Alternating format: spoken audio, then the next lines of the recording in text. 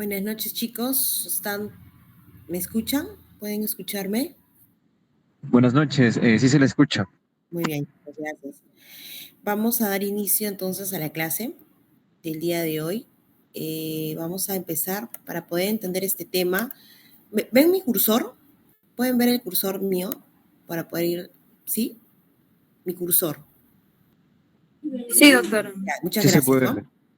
Rápido para que puedan descansar. El día de hoy nos toca hablar sobre el síndrome vestibular, síndrome vertiginoso, y es importante recordar dónde nos ubicamos anatómicamente. Nosotros tenemos el oído interno que está dentro del hueso temporal, ¿no es cierto? En la parte del peñasco específicamente. Tenemos anatómicamente esta estructura, sin embargo, fisiológicamente o digamos funcionalmente son dos las funciones. Una es la audición y la otra es el equilibrio. El día de hoy vamos a hablar sobre el laberinto posterior, lógicamente por obvias razones. El laberinto posterior está en el lado posterior, como podemos ver, ¿no es cierto? Y tiene una función muy diferente es muy diferente que la cóclea, ¿no? Una función totalmente diferente. Está formado por este vestíbulo, la parte ósea está formado por un vestíbulo y por estos conductos semicirculares que son 3 conductos semicirculares. Cada conducto semicircular tiene un nombre. Tiene un nombre porque está por la posición que adopta frente a nuestro cuerpo. Si nosotros hiciéramos un corte axial y cortáramos la cabecita así y miráramos de atrás hacia adelante, podríamos ver que este de aquí se llama conducto semicircular superior o también llamado anterior. Este que está echadito se llama conducto semicircular externo, horizontal o lateral. Y este de aquí, que está en la parte más posterior, se llama conducto semicircular posterior. El conducto semicircular superior con el posterior tiene un ángulo de 90 grados, ¿verdad? Y son llamados verticales, mientras que el horizontal o externo o lateral es el único que está echadito, es horizontal. Y esto tiene un porqué, un motivo. ¿Ya? Es un motivo, tiene un motivo, esta disposición tan rara y anatómicamente. Entonces, el día de hoy vamos a hablar sobre el laberinto posterior. Estas son las estructuras del hueso, pero dentro de este hueso tenemos células, receptores. Es lo más importante. Todo esto va a formar el sistema vestibular periférico. Ahora, a partir de ahora, cuando yo me refiero al sistema vestibular periférico, ustedes tienen que recordar que son las interacciones de todas estas estructuras anatómicas que acabo de mencionar. Entonces, los receptores que se encuentran ¿dónde? Dentro del laberinto posterior son muy importantes. Tenemos dos tipos de receptores. Dentro de los canales semicirculares hay ampollas. Dentro de las ampollas, que son dilataciones, existen un tipo de células, que son estas células en formas de cúpula. Son células ciliadas que están embebidas en endolinfa y cada vez que movamos nuestra cabeza, ¿no es cierto?, en dirección hacia la forma del conducto semicircular, va a poder haber un estímulo, se va a mover la endolinfa y por tanto al mismo tiempo moverá estas células ciliadas que a su vez llevarán información a través del nervio vestibular. ¿Correcto? Son células ciliadas, no es el nervio, son células especializadas, neuroespecializadas, que se conectan también luego con el nervio vestibular y llevan la información ¿hacia dónde? Por el conducto auditivo interno hacia los núcleos vestibulares, pasando por el ángulo puntocerebeloso. A esto se le denomina crestas ampulares. Y estas crestas ampulares se consideran los receptores, ¿correcto? Un conjunto de células especializadas que llevan información al cerebro y que se activan con el movimiento de la cabeza. Tenemos también el vestíbulo, ¿correcto? Dentro del vestíbulo tenemos células, sí, pero son células también, miren, células ciliadas que están embebidas sobre una matriz gelatinosa, pero aquí tenemos otolitos, son piedras. ¿Por qué tendremos piedras en el oído? ¿Por qué? Tenemos piedras porque nuestra cabeza, nuestro cuerpo tiene que sensar la gravedad. Nuestro cerebro debe sensar la posición de nuestro cuerpo frente a la gravedad, frente a la inercia del universo, de la Tierra, ¿ya? Entonces, es muy importante estos receptores de gravedad, por eso hay piedritas. A estos receptores les vamos a llamar máculas, estos receptores máculas. ¿Y dónde van a estar máculas? Estas máculas van a estar aquí, dentro del vestíbulo, porque en el vestíbulo nosotros tenemos, ¿qué tenemos en el vestíbulo? Nosotros en el vestíbulo, acá no está, pero nosotros en el vestíbulo tenemos el sáculo y el utrículo, ¿verdad? Dentro del sáculo y el utrículo están estas células especializadas. Eso es lo más importante. Entonces vamos a concluir que las ámpulas se encargan del equilibrio de la aceleración angular. Angular significa movimiento cefálico, ¿ya? Ángulos, movimiento rotacional de la cabeza. Mientras que, pero las ámpulas, o sea, las ampollas, o sea, las crestas ampulares de los conductos semicirculares. Mientras que la mácula, que es los otolitos, estos receptores que se encuentran en el sacro y el utrículo, van a detectar o se van a encargar acerca del equilibrio estático. ¿Qué significa equilibrio estático? Lógicamente, van a indicar la posición de la cabeza en relación con el cuerpo y la fuerza de la gravedad. ¿Qué posición adopta mi cabeza frente a la tierra? ¿Ya? O sea, que si ustedes ahorita están en la clase, en estos momentos, y están de costado, pues el cerebro, así ustedes estén con los ojos cerrados, créanme que el cerebro sabe en qué posición está su cabeza en estos momentos. También se encarga el equilibrio durante la aceleración lineal. Por ejemplo, nosotros estamos dentro de un ascensor, no nos movemos, subimos y bajamos. ¿Ustedes creen que el cerebro no sabe que su cuerpo se está moviendo frente a la Tierra? Sí lo sabe a través de las máculas. ¿Qué pasa si nosotros estamos en un carro? El carro avanza y luego acelera ese movimiento, a pesar de que ustedes no están moviendo nada, solamente se está moviendo el auto. ¿Creen que no lo sensa? ¿Creen que no lo sabe el cuerpo? ¿Creen que no lo sabe el cerebro? El cerebro lo sabe, y lo sabe a través de las máculas. Están en una montaña rusa, no se están moviendo, pero en la montaña rusa se mueve a toda velocidad. El cuerpo sabe a qué distancia están, si están en la derecha, si están en la izquierda, lo sabe. Así estén con los ojos cerrados, lo sabe. ¿Y lo sabe por qué? Porque lo saca a través de las máculas. ¿Por qué? Porque las máculas, estos otolitos, durante ese movimiento, mientras ustedes estén quietos, lo único que se va a mover son las máculas, perdón, los otolitos de las máculas. Y este movimiento de los otolitos por la gravedad se va a enviar una información al cerebro. Entonces, en conclusión, chicos, ¿qué es el oído interno? ¿Qué es esta parte del sistema periférico vestibular? Todo esto, todo el oído interno en esta parte del equilibrio, en esta parte que acaban de mencionar, funciona como un giroscopio. ¿Qué es el giroscopio? Miren, esto es un avión. En el avión tenemos este equipo, esta máquina. Cuando el avión está volando por muchos metros sobre el nivel del mar y ya ni siquiera estamos por encima de las nubes, ¿no? Lo que siempre los que han viajado en avión, ya ni siquiera ves la tierra. ¿Ustedes creen que el piloto no sabe si la aleta del avión está un poco hacia la derecha o está un poco hacia la izquierda? Sí lo sabe. Lo sabe, ¿cómo lo sabe? A través del giroscopio, miren. Si se gira un poco a la derecha, lo sabe. Sabe cuántos grados está girado. Es lo mismo en el oído. O sea, los receptores vestibulares son el giroscopio de nuestro cuerpo, ¿correcto? Indican en qué posición estamos, le da información al cerebro. ¿Y esto qué tiene que ver? ¿Por qué es importante? Porque cada movimiento que nosotros hacemos, cada posición que nosotros adoptamos, necesita del equilibrio. Existe el equilibrio estático, el equilibrio dinámico, y aunque no lo crean, este equilibrio, que es un reflejo aprendido, porque todos los bebitos cuando nacen se caen, y luego poco a poco aprenden a pararse y a caminar, porque este reflejo se aprende, ¿correcto? Y necesita, ¿no? Necesita de estas múltiples interacciones para poder lograr el equilibrio.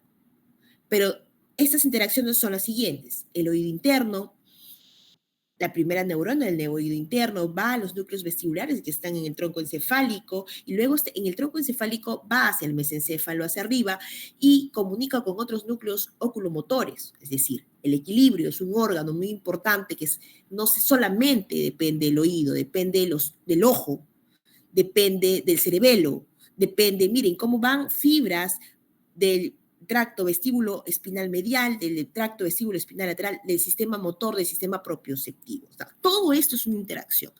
Todos estos órganos, sistema propioceptivo, oculomotor y el oído, el cerebelo, conforman entonces órganos que funcionan para obtener el equilibrio. Y el oído básicamente es el input, la señal. Input es que llega la señal al cerebro para decir en qué posición está. Esa es su única función. ¿Correcto? Muy bien. nosotros aquí de nuevo tenemos aferencias que llegan a un procesamiento central. Todo lo que vemos con los ojos, lo que sentimos con los pies, si estamos caminando, por ejemplo, sobre una superficie dura o blanda, también llega esa información al cerebro. Entonces, ya el cuerpo automáticamente se coloca en una posición, quizás abriendo más, haciendo una ampliación de las piernas para poder resistir esta superficie de repente un poco inestable. Es automático. El cerebro llega la información, entonces da eferencias al músculo para que adopte, se contraigan algunos músculos y adopte posiciones que eviten que el paciente o ustedes se caigan, se mantengan siempre en posición de equilibrio, tanto dinámico como estático.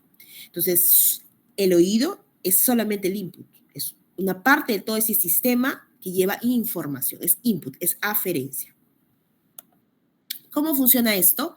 Miren, esto es un ejemplo. Esto es un canal semicircular, ¿correcto? Dentro de acá tenemos la ampolla, que es el ensanchamiento, y justamente dentro de la ampolla están las células más importantes. Estas células ciliadas, como habíamos visto, tienen una forma de cúpula y cada vez que nos movamos. Este es un ejemplo de un paciente que tiene, este es un ejemplo de un conducto semicircular horizontal. Nosotros movemos la cabeza hacia la derecha. Por inercia, el líquido endolinfático se mueve hacia la izquierda. Al moverse el líquido endolinfático, ¿qué va a hacer? Va a mover, va a empujar las células de la cúpula. Y miren cómo se mueve, miren cómo lleva la información. Miren cómo se mueve. Entonces, cuando hay un movimiento de cabeza, se van a mover estas células ciliadas y al moverte esos cilios, esas células ciliadas van a llevar información, ¿correcto? Van a llevar información. Pasamos nuevamente a la cresta ampular, es un conducto semicircular, el paciente está echado, esta es la nariz, y esto no son los ojos, son los conductos semicirculares, ¿ya? De cada oído. Y tenemos una imagen en espejo, porque es así como tenemos las mismas estructuras en el oído derecho y en el oído izquierdo. Si nosotros estamos en reposo, miren aquí, esto está en reposo. En reposo tenemos un potencial de acción mínimo.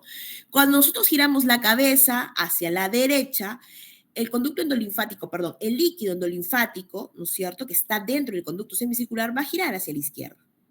Va a empujar, miren cómo empuja, miren cómo se deforma estas células ciliadas. Y tenemos algo muy especial.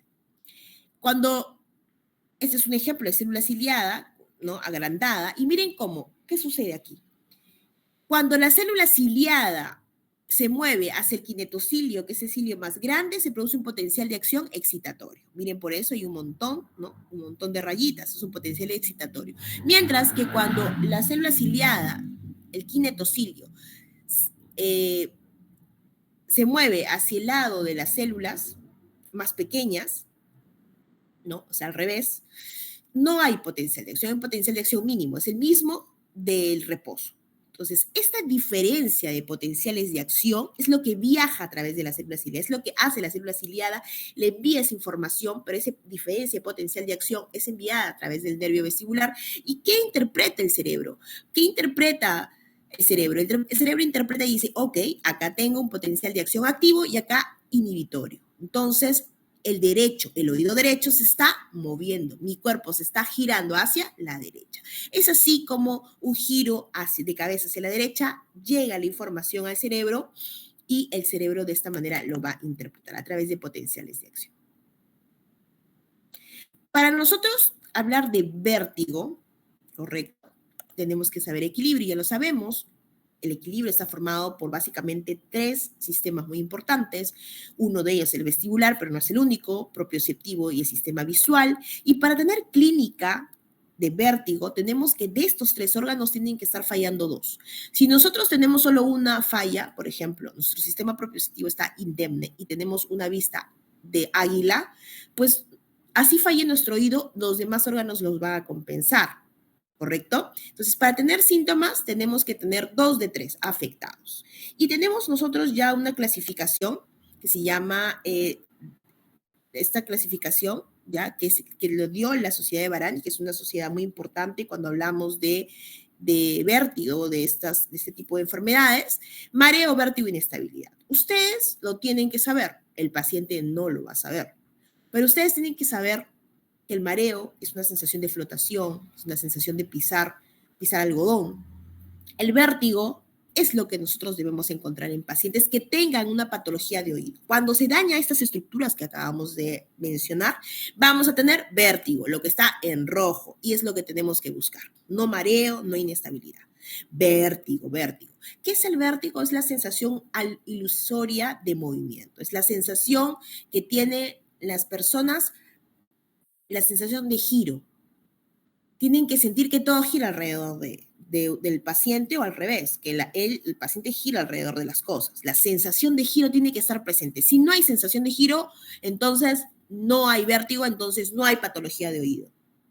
Podrá ser una hipoglicemia, de repente una alteración electrolítica, no sé, un problema renal, un problema de tipo metabólico o de repente neurológico, pero no será vértigo, no será problema de oído. Para que sea problema de oído tiene que ser vértigo, ¿ya? Entonces, muy importante en el aspecto que ustedes tienen que hacer la anamnesis de sus pacientes.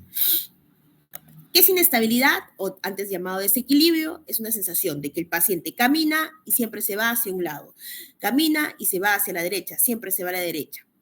¿Correcto? Entonces, aquí ven la sensación de giro. Así como cuando ustedes se van a la discoteca y regresan, después de tomar muchas cervezas, cierran sus ojos en su cuarto, van a sentir que todo gira. Quizás alguno ha hecho eso. Bueno, es el vértigo. ¿Ya? Entonces el vértigo viene de la palabra vertere, que significa dar vueltas.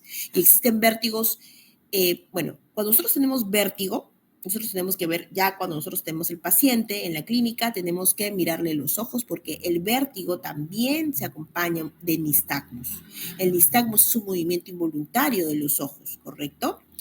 Que tiene dos fases, una fase rápida y una fase lenta. Vamos a verlo acá para que lo puedan entender mejor. Miren los ojos. Miren cómo bate involuntariamente los ojos del paciente. Le decimos que mire un punto fijo y el paciente en este momento está batiendo. Pregunta, ¿hacia dónde baten los ojos, chicos? ¿Hacia la derecha o hacia la izquierda del paciente? ¿Hacia dónde tiene más fuerza? ¿Hacia dónde sienten que ustedes baten? ¿Hacia la derecha o hacia la izquierda?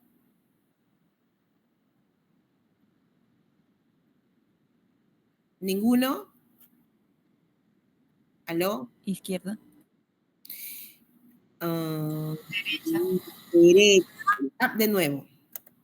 Mire, para allá, derecha, derecha, derecha. Ya, claro, bate derecha, izquierda, pero se nota como que si se fueran para la derecha y regresaran. Derecha y regresan. Entonces, esa es la fase rápida. La fase rápida es donde el ojo humano, o sea, el ojo del examinador, nota más prominencia hacia dónde se va. Esa es la fase rápida. Y la fase lenta es la que no se nota tanto, que es la izquierda. Pero en realidad el ojo se va derecha, izquierda, pero con más potencia hacia la derecha. La fase rápida es derecha. Este es un nistagmus de tipo horizontal a la derecha, así se llama, a la derecha. ¿Por qué es importante saber hacia dónde se va el ojo? ¿Por qué es importante saber cuál es la predominancia donde bate, derecha o izquierda? Porque cuando hablamos de vértigo periférico y el ojito les bate hacia la derecha, nosotros sabemos que el problema está en el oído izquierdo. Si mi ojo me bate a la derecha, mi problema probablemente es en el oído contralateral. Miren, acá está el dibujo, ¿ya? No se olviden. Bate hacia la derecha, el nistagmus tiene dos fases, fase rápida hacia la derecha, fase lenta hacia la izquierda, y el oído enfermo es la fase lenta. Y la fase rápida es la que lleva el nombre del nistagmus horizontal a la derecha, ¿sí? El vértigo lo vamos a dividir en central y periférico. El periférico, ¿por qué? Va a depender de las estructuras que estén alteradas. Nosotros ya hemos dicho que a partir de ahora periférico ya tiene un nombre, de todo lo que hemos hablado, cuando se lesionan esas estructuras anatómicas, hasta el nervio vestibular es nuestro. ¿Y por qué es importante? Para ustedes es importante, si es que no van a ser otorrinos, es importante porque ustedes tienen que saber a quién van a derivar al paciente, si a nosotros o al neurólogo, ¿no es cierto? Entonces, ¿cuándo derivar al paciente al otorrino? Cuando tiene estas características. El vértigo o el nistagmus puede ser brusco, intenso, corta duración, episódico, es horizontal. Nunca vertical, pregunta de examen. El vértigo central sí puede ser horizontal también. Puede ser central, puede ser vertical, puede ser horizontal. Pero el periférico nunca es vertical. Cuando es vertical, siempre es central. Fatigable. ¿Qué significa fatigable? Bueno, nosotros podemos desencadenar vértigo en el paciente. Cuando este vértigo o este nistagmus, este reflejo suele acabarse, suele disminuir, se fatiga, ya lo vuelven a intentar y ya no hay este reflejo, este nistagmus, entonces se dice que es fatigable y va más para el periférico, unidireccional. ¿Qué significa unidireccional? Cualquier posición que le coloquen en los ojitos al paciente, así como este, miren, siempre va a batir hacia un mismo lado. El paciente está mirando al frente, bate el ojo hacia la derecha. Luego, el paciente le vamos a pedir que ponga sus ojitos hacia la derecha. Mire, ahorita vamos a pedirle a los pacientes que pongan los ojitos hacia la derecha. Miren, el paciente gira los ojitos a la derecha y sigue batiendo hacia la derecha. Le decimos que ponga sus ojitos hacia arriba, sigue batiendo hacia la derecha. Hacia abajo, sigue batiendo hacia la derecha. O sea, cualquier posición de mirada que adopte el paciente siempre va a mirar los ojitos hacia la derecha. Ese es unidireccional. Cuando es central, va a batir hacia arriba, hacia abajo, hacia la derecha, izquierda. Le decimos que mira hacia la izquierda y cambia de posición. ¿Ya? Entonces, es muy importante que sepan eso. Con el vértigo periférico, el nistagmus está al lado contrario de la lesión. Pregunta de examen. El central al lado de la lesión. Obviamente, y por obvias razones, si el periférico se asocia a problemas de tipo de oído, por tanto, se va a asociar a hipoacusia, tinnitus, ¿no es cierto? A síntomas que tengan que ver también con la cóclea. Neurológicos no, pero audiológicos sí. Y eso es muy importante, también pregunta de examen, neurovegetativos. Cuando ustedes vean a un paciente con náuseas, vómitos, que tiene todo este cortejo neurovegetativo, sudoración, palpitaciones, y tiene nistagmus, es periférico. Ustedes miran, doctora, pero pensé que náuseas, vómitos, palpitaciones, sudoración, como era más exagerado, es central. No, el central no tiene esto, el periférico sí. ¿Ya? Entonces, aquí vamos a ver nuevamente un nistagmus periférico.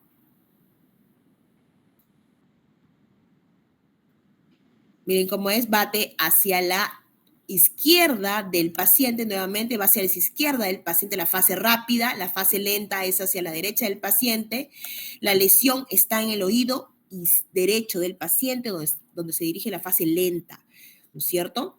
O sea, hacia el lado contrario de donde bate el ojo, donde se considera que bate. Porque la fase rápida es el nistagmus horizontal izquierdo. Como es izquierdo, bate hacia la izquierda, predomina la izquierda y la lesión está al lado contralateral. Y miren este nistagmus central. Miren el desorden que hay, es multidireccional, no se fatiga. El nistagmus suele parar, este no va a parar. ¿Ya? Son pacientes que tienen algunas enfermedades neurológicas y que pueden dar tumores, ¿no? Miren cómo se mueve el ojito verticalmente también. O sea, el nistagmus vertical es central siempre. Miren este ojito acá. Miren cómo se mueve arriba abajo. ¿Ven? Central. El nistagmus central puede ser... Miren, acá hay un tumor. ¿Cómo se mueve el ojito? Solo este. Si ponen atención. El nistagmus central siempre es vertical, sí. Pero el nistagmus central también puede ser de tipo horizontal. Entonces ahí nos confundimos, porque si es nistagmus horizontal y puede ser central, ahí sí nos podemos confundir con un periférico. Por eso es que tenemos otras formas de diferenciar.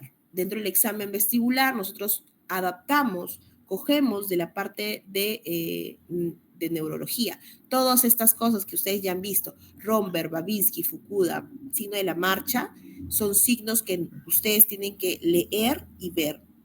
Se los voy a dejar la diapositiva, ¿no? Para que sepan diferenciar un signo, un examen vestibular periférico y un central, para que sepan diferenciar, ¿ya? Las dos se ven alteradas, el vestibular periférico y central, pero hay características. Las dos, todas las pruebas se ven alteradas. Por ejemplo, un Romberg, hay Romberg positivo en los dos, pero el Romberg, por ejemplo, el periférico cae hacia el lado afectado, mientras que el central hacia cualquier lado, se bambolea. Vamos a ver un ejemplo aquí, ¿ya? Vemos un Romberg. Miren, un Romberg hacia la derecha. Lo volvemos a repetir el Romberg hacia la derecha. El paciente repetimos 3 veces el Romberg y siempre se va hacia la derecha. ¿Qué significa? Que la lesión está en el oído derecho. Si el Romberg le pone al paciente, dicen que cierra los ojos, que junte los pies y el paciente empieza a caerse de primero a la derecha, luego a la izquierda o bambolea, ¿no? Ese es central. ¿ya? Igual, miren el Barani. Quiero que vean cómo está el Barani. Puntas ahí, cierra los ojos y miren cómo se desvía. Se desvía sin que el paciente pueda evitarlo. Cierra los ojos y se desvía hacia la derecha del paciente, este de acá. Ese es un signo del Barani y eso es periférico. ¿Dónde está la lesión? Probablemente en el oído derecho del paciente. Se desvía hacia el lado de la lesión. Vamos a ver Fukuda. Miren cómo marcha. Las personas normales se quedan en el mismo lugar, ¿correcto? Máximo pueden girar hasta 45 grados. Si pasa esa angulación, forma una estrella. Bueno, no, en este caso no forma una estrella porque la estrella tienen que ir avanzando y retrocediendo, pero es casi lo mismo. El Fukuda, miren cómo va, girando. Gira. ¿Hacia dónde gira? Hacia la derecha. ¿Dónde está la lesión? En el oído derecho del paciente, ¿sí? Entonces, es así como vamos diferenciando.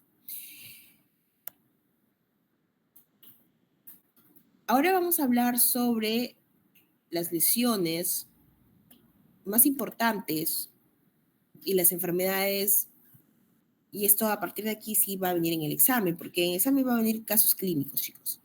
Ya nos queda poco tiempo. Vamos a hablar primero de las patologías del síndrome vertiginoso. Hay sí varias enfermedades que pueden atacar. La laberintitis es una de ellas, es una inflamación o una infección del oído interno, que puede ser de origina bacteriano viral, ¿correcto? Se daña la cápsula ósea laberíntica del oído interno, puede haber incluso una erosión. Si hay una erosión, ¿qué pasa si hay un huequito? Sale la perilinfa. Si sale perilinfa, hay una alteración, pues, no electrolítica de los líquidos perilinfáticos y va a haber, pues, vértigo. Usualmente vértigo puede haber asociado a síndrome de Mann-Weber de Valsalva o también asociado al uso de un impedanciómetro o una perilla de Pulitzer. ¿Qué más puede ocasionar una erosión? Por ejemplo, un colesteatoma. El colesteatoma es una lesión benigna, es un tumor, un pseudotumor lo llamamos, es un conjunto de células epiteliales muertas que forman como una bola de nieve y que se van carcomiendo las estructuras del oído y pueden también deteriorar y erosionar el oído interno e infectarlo después. También, por ejemplo, una infección viral como en las vesículas herpéticas dentro del síndrome de Ramsay-Hunt, que puede causar vesículas. Y usted mirando atrás, pero si está en el oído externo, ¿cómo va a llegar al oído interno? Llega porque son virus, y son virus neurotropos, y pueden llegar también al oído interno y dañarlo. Si hay una perforación timpánica y hay una infección de fondo, también de una perforación timpánica hay una infección de oído externo, oído medio, y luego por continuidad se infecta el oído interno. En conclusión, todo aquello que infecte o inflame el oído interno puede llegar a causar la laberintitis, ¿correcto? Muy bien. ¿Qué le damos de tratamiento? Tenemos que primero, si es una infección, darle tratamiento para la infección, es lo más importante. La tomografía nos va a ayudar porque podemos ver signos de infección con colesteatoma o alguna erosión dentro de los conductos semicirculares, del laberinto posterior. Tenemos que ver cómo está el oído interno. A través de la tomografía logramos ver cóclea, logramos ver vestíbulo, logramos ver conductos semicirculares. Vemos cómo está la caja timpánica. Entonces nos va a dar una orientación. El Menier, por otro lado, la enfermedad de Menier, como nosotros sabemos aquí, recordemos, es una estructura, tenemos el laberinto óseo y el laberinto membranoso. Bueno, el laberinto membranoso tiene un líquido endolinfático, la endolinfa, y esta se drena muchas veces en el acueducto vestibular, que está a nivel del área subaracnoidea, a través del conducto endolinfático que lleva el conducto endolinfático y termina en el acueducto vestibular. Y así se produce la endolinfa y también se elimina. Pero ¿qué pasa cuando hay una sobreproducción o quizás hay una obstrucción a este nivel? Entonces va acumulándose líquido de la endolinfa. Se va ensanchando, se va ensanchando, se va ensanchando hasta tener síntomas. Síntomas porque hay una acumulación de la endolinfa en la rampa media y en los órganos vestibulares. Miren, así como esto. Y a esto se va a llamar hipertensión endolinfática o también hidrops endolinfático, ¿ya? Como todo está apretado, las células que están dentro, tanto de la cóclea como del conducto semicircular posterior, la mácula y el utrículo van a tener una lesión. van a ser aplastadas, lesionadas, va a haber una presión mayor y se va a lesionar esas células y el paciente va a tener una triada que se llama acúfenos, hipoacusia y vértigo. ¿Ya? Importante esto. Pregunta de examen cuando les llegan la palabra fluctuante. La palabra fluctuante, estos síntomas son fluctuantes. ¿Qué significa fluctuante? Que van y vienen. Cuando hay un hidrops endolinfático, cuando tenemos presencia de hipertensión endolinfática, hay síntomas muy predominantes. Cuando le damos tratamiento médico y la presión baja y queda normal, ya los síntomas totalmente desaparecen. Es muy importante. ¿Qué le damos? Le damos betahistina usualmente. No tenemos mucha experiencia quirúrgica realmente a nosotros acá. Podrían hacer una descompresión de saco linfático, pero en realidad se ha visto que con las descompresiones vuelven a recidivar. Son pacientes que tienen mala suerte porque a cualquiera le puede dar un Menier. Tenemos criterios y para esto quiero que entiendan que la persona que tiene la triada, y ustedes ven por primera vez esa triada que acabamos de mencionar, ¿no es cierto? Hipoacusia, vértigo, puede ser hipoacusia, sensación de plenitud, vértigo y acúfenos. Esta triada, si la ven por primera vez, la llamarán síndrome de Menier. Pero cuando ya cumpla estos criterios estrictos, ¿no es cierto?, tendrá el nombre de enfermedad de Menier. Para que tenga el nombre de enfermedad de Menier, debe cumplir 2 o más episodios de vértigo. No puede ser catalogado en la primera consulta. Estos vértigos deben durar de 20 minutos a 12 horas, continuos. Debe haber una audiometría que demuestre una hipoacusia neurosensorial de frecuencias bajas, documentada por un médico especialista o un audiólogo, ¿ya? Y los síntomas muy importantes deben ser fluctuantes, ¿no? Esa disminución de la audición, los acúfenos y la plenitud oral deben estar durante la crisis endolinfática, durante la presión endolinfática, y cuando está ya resuelta a través del tratamiento médico, esto debe mejorar. Le damos betahistina y a veces diuréticos. Y debemos de eliminar otras causas, por ejemplo, tumores que estén aplastando alguna estructura del oído o TBC que pueden también ser causar este tipo de enfermedades. Otras enfermedades infecciosas también. Tienes que haber descartado toda enfermedad orgánica y luego pensarás en un diagnóstico de enfermedad de Menier definitivo, cumpliendo todos los diagnósticos, cumpliendo todos los criterios ya antes mencionados. El vértigo posicional paroxístico benigno es la enfermedad más frecuente, ¿no es cierto? Usualmente tiene una etiología un poco desconocida, sin embargo se ha asociado a TEC, post-TEC. Puede ser espontánea, puede ser como una inflamación anterior, una neuronitis vestibular, y luego queda un poco flojo los otolitos y caen. La cosa es que los otolitos que se encuentran, miren, este es el conducto semicircular, perdón, ese es el vestíbulo, y dentro ya sabemos que tenemos aquí el sáculo y el utrículo. El utrículo es el que está más cerca a las ampollas. Entonces, las máculas, porque las máculas están en el utrículo y el sáculo, que se encuentran en el utrículo, salen, que son las estrellitas, salen y se van a pasear ¿hacia dónde? Se van a pasear a los canales semicirculares. Si se quedan atrapados aquí, en el líquido endolinfático, se llamará, en esta zona de los conductos, se llamará canalolitiasis, pero si se van y se quedan en la cúpula, o sea, en la parte del ensanchamiento, se llamarán cupulolitiasis, ¿ya? Es el más frecuente. La enfermedad más frecuentemente asociada, el 80% el canal semicircular más frecuentemente asociado es el posterior, casi hasta un 90%. Y se da más frecuentemente en pacientes adultos mayores. Miren, aquí está. Quiero que vean cómo el canal semicircular tiene que ver con el movimiento cefálico. Eso es importante. Vamos a reproducir esto. Miren, la paciente mueve la cabecita hacia adelante, hacia atrás, y hay un conducto semicircular que se va a mover. Imagínate que el líquido endolinfático que se mueve acá, con cada movimiento de giro de la cabeza hacia adelante, hacia atrás, derecha, izquierda, cuando decimos no, cuando decimos la palabra sí, cuando decimos la palabra tal vez. Pero imagínense que existe un otolito ahí, una piedra que no debería estar ahí va a sobreestimular las células y va a producir vértigo. Y ese vértigo va a estar caracterizado porque el paciente les va a decir, doctora, cada vez que me levanto de la cama o cada vez que me acuesto, siento que todo gira. ¿Cuánto dura? Unos segundos y luego me pasa. Y vuelve a aparecer cuando, ustedes le preguntan, ¿y vuelve a aparecer? Sí, cada vez que giro la cabeza, cada vez que me agacho a colocarme mis zapatos, cada vez que me acuesto en la cama, empieza esa sensación de giro. Entonces, esto es un BPPB. Por eso es posicional de la cabeza, ¿ya? Entonces, en esto todo va a estar bien, no va a haber infección, la tomografía va a estar bien, todo va a salir bien porque el problema solamente es una piedrita. En estos casos, nosotros tenemos que hacer la maniobra de Dix-Hallpike. ¿Sí? ¿Qué consiste la maniobra de Dix-Hallpike? La Dix-Hallpike solamente es para determinar diagnóstico y problemas en el conducto semicircular posterior. Es la que les voy a enseñar porque casi el 80-90% de pacientes tiene el posterior. Es muy raro el anterior y muy raro el horizontal.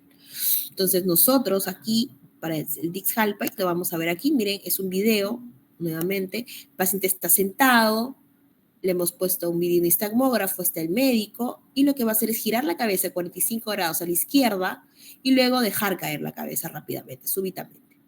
Tiene un periodo de latencia, todavía no se mueven los ojos, las personas normales no mueven los ojos con este movimiento, pero inmediatamente van a pasar unos segundos y van a empezar a ver cómo hay un movimiento ondulatorio de los ojos.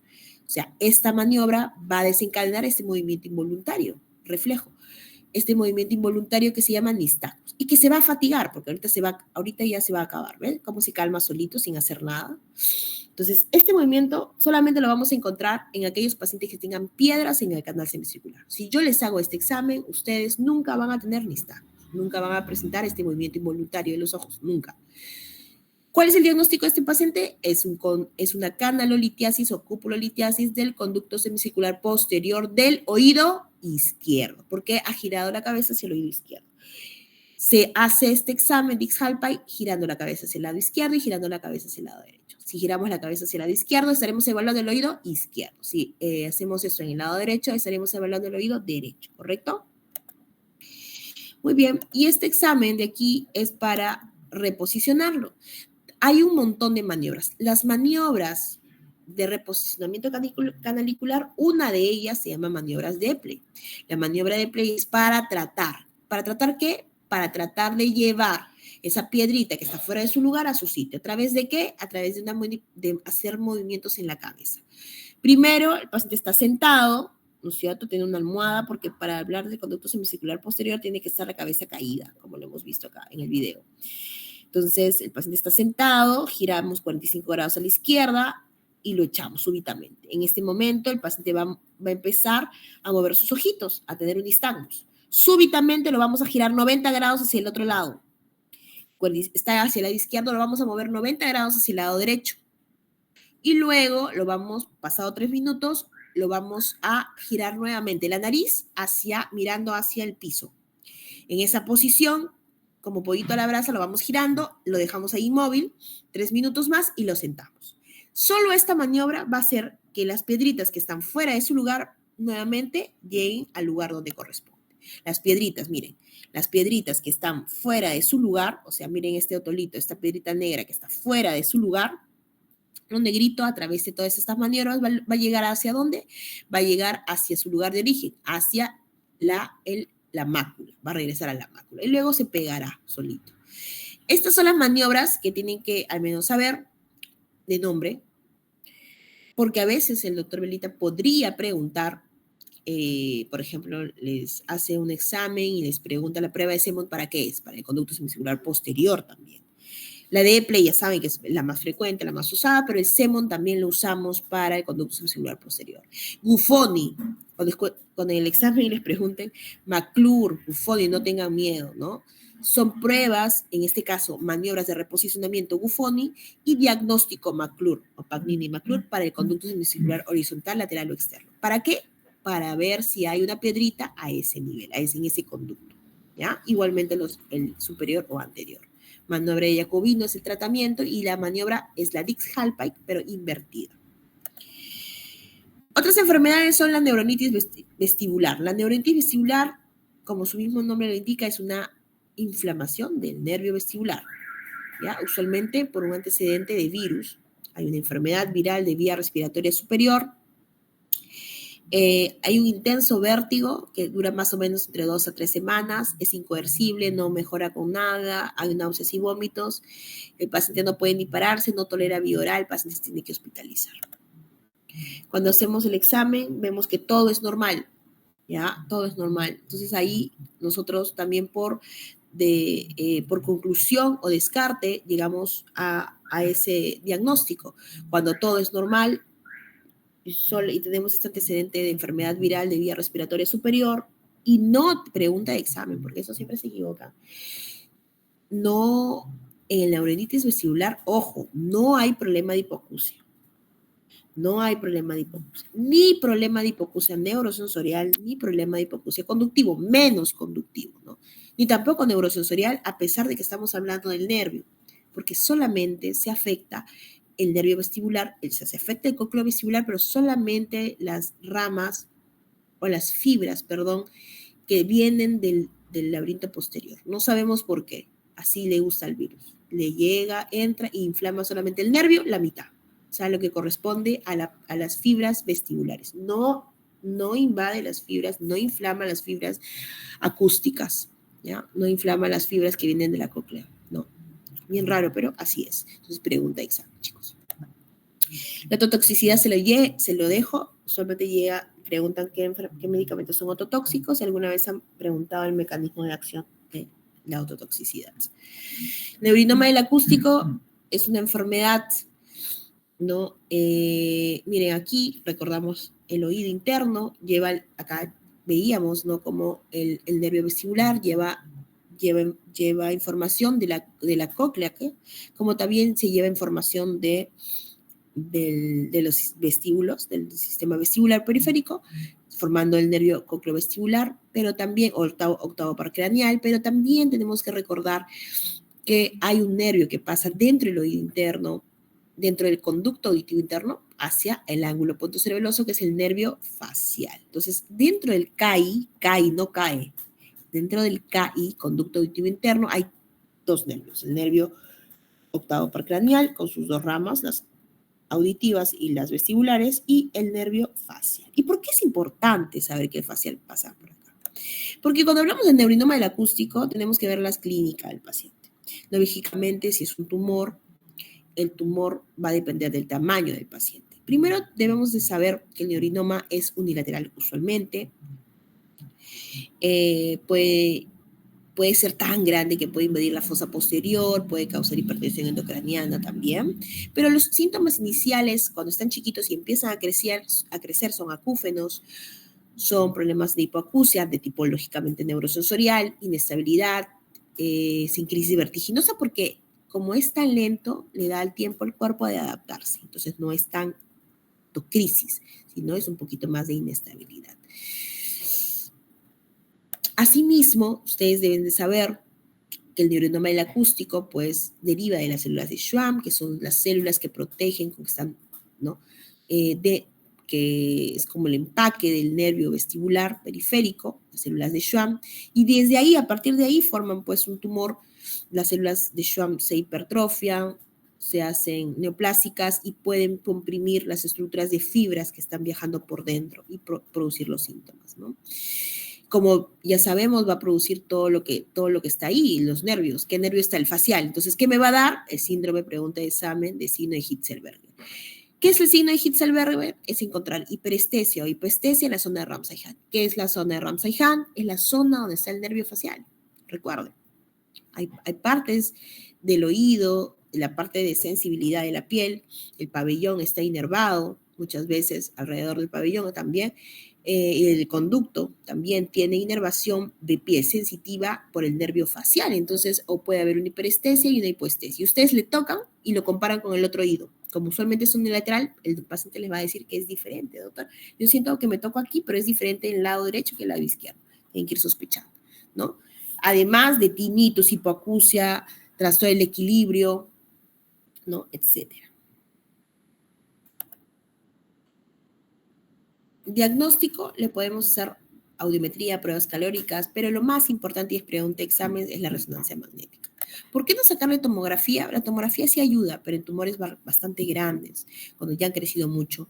Pero cuando está así como este de aquí que vemos en la foto, muy pequeñito, el nebrinoma acústico realmente se hace muy difícil de diagnosticar a través de una tomografía. Tenemos que hacer a través de una resonancia magnética con gadolínio, o sea, con contraste. Y la resonancia magnética puedes captar el contraste y veremos pues la lesión a ese nivel. Muy bien. ¿Hasta aquí alguna pregunta, chicos? Creo que ya hemos terminado. Yo les voy a pasar las diapositivas si no las tienen a través de su delegado. Se quedaron dormidos todos, ya se fueron a dormir. Bueno, chicos, ahí está mi alumnito, Jonathan, muy bien. No sé por qué no los escucho. ¿Aló? ¿Se escucha? Sí, sí se escucha, doctora. Ya, ¿alguna pregunta? Gracias. ¿Alguna pregunta? Ninguna. ¿Ninguna pregunta del examen? ¿Nada? ¿Todo claro? Sí, doctora. Ya, perfecto. Bueno, buenas noches, chicos. Descansen. De repente ya lo tienen grabado para que lo puedan escuchar y cualquier cosa, consulta. Yo les estoy dejando las diapositivas con su delegado. ¿Ya? Un abrazo. Cuídense. Hasta mañana. Nos vemos. Gracias, doctora, por la clase. Muy buenas noches. Gracias, doctora. Buenas noches. Descansen.